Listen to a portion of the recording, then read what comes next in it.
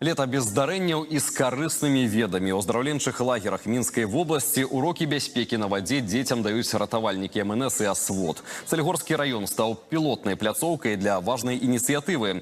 Першыя урокі стартавалі на базе дзіцячага лагера «Дубрава». У гульнявой форме дзеці даведаліся, як пазбягаць небяспечных сітуацый, як правільна аказваць першую дапамогу і што рабіць, калі хтосьці трапіў у бяду. Занятия проходят на нескольких площадках, где спасатели в игровой форме напоминают ребятам о том, где купаться запрещено, чем опасны водовороты и почему нельзя нырять в незнакомых местах.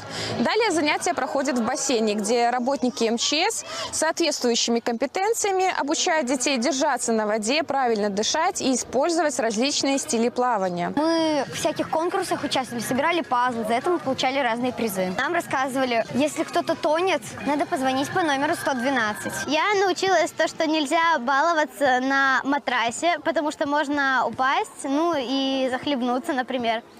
То, что нужно быть осторожным в воде, всегда проверять, чтобы там можно было плавать. Я хочу сказать со стороны, наблюдая за всем этим, что для нашего современного поколения такое сотрудничество является актуальностью. Мы уверены, что такие занятия, конечно же, дают плоды, и наши дети будут в безопасности.